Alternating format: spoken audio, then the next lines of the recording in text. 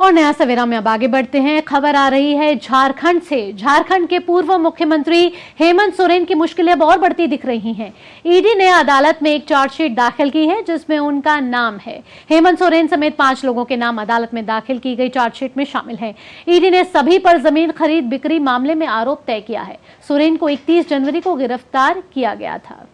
और रांची से दिवाकर कुमार इसी खबर पर ज्यादा जानकारी के साथ हमारे साथ जुड़ गए हैं। दिवाकर, कह सकते हैं मुख्यमंत्री हेमंत सोरेन की मुश्किलें जो हैं वो और ज्यादा पूर्व मुख्यमंत्री उनकी बढ़ती जा रही हैं, क्योंकि 5 लोगों के खिलाफ अदालत में चार्जशीट दाखिल। जी देखिए, निश्चित तौर पर सरला हेमंत सोरेन की मुश्किलें लगातार बढ़ रही है और जिस तरीके से 2 महीने की जो समय सीमा थी वो पूरी होते के साथ ही ईडी ने चार्जशीट इस मामले में दाखिल कर दिया और उसमें जो उनके सहयोगी है आर्किटेक्ट, जिनके मोबाइल से ये पूरा नक्शा बरामद हुआ था, ये जो जमीन खरीद का मामला है, करीब 8.46 एकड़ का ये लैंड है, बरियातू में पौस इलाके का ये लैंड है और इसके बारे में कहा जाता है कि जो जमीन इसकी खरीद बिक्री करने वाले लोग थे, जमीन के मालिक हैं और आर्किटेक्ट विनोद सिंह, जो कि हेमंत सोरेन के करीबी भी बताए जाते हैं। तो इन तमाम लोगों पर ईडी ने कल चार्जशीट दाखिल किया है और इसमें इन 4 लोगों के हेमंत सोरेन के अलावा जो इस इलाके के बड़गांव जो सीओ का इलाका था, उस इलाके के जो राजस्व उप निरीक्षक थे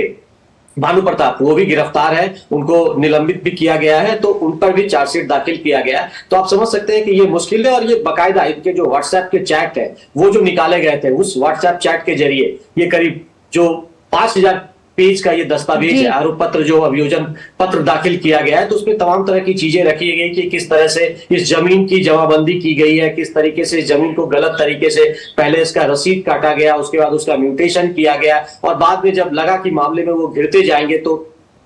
उस मामले में फिर जमाबंदी को रद्द किया गया। तो कई तरह की चीजें इस जमीन में पिछले 1 साल के अंदर में घालमेल किया गया है और लगातार ये आ रहा था कि मुख्यमंत्री हेमंत सोरेन डायरेक्ट इसमें इन्वॉल्व है और उसके बाद जब ईडी ने इस मामले में उनकी गिरफ्तारी की है और उसके बाद मनी लॉन्ड्रिंग का जो मामला पाया है, उसके बाद कल ये चार्जशीट दाखिल की गई है। जी दिवाकर, हमने देखा था कि हेमंत सोरेन को भी कई बार समन भेजे गए थे, जिसके बाद उनकी गिरफ्तारी 1 फरवरी से वो न्यायिक हिरासत में है और 60 दिन पूरे हो चुके हैं। ईडी को चार्जशीट दाखिल करनी थी और लेकिन आपसे ये पूछना चाहेंगे कि अभी तक जांच कहां तक पहुंची है और क्या हेमंत सोरेन से सभी मामलों में, मनी लॉन्ड्रिंग से जुड़े सभी मामलों में पूछताछ हो चुकी है? देखिए, निश्चित तौर पर हेमंत सोरेन फिलहाल यहाँ के होटवार जेल में बंद है और लगातार ईडी की ओर से करीब 9 सम्मन उनको दिए गए थे, हालांकि 2 बार। उसके बाद दिल्ली में किस तरह से आप देखे थे कि वो सीएम आवास से फरार हो गए थे और उसके बाद इस तरह की तमाम तरह की चीजें मीडिया में आई थी, अटकलों का बाजार गर्म हुआ था कि किस तरह से मुख्यमंत्री हेमंत सोरेन जो है वो कई तरह के जो काम है, जो कह सकते हैं अवैध, यहाँ पर उन पे कई और भी आरोप। जी दिवाकर,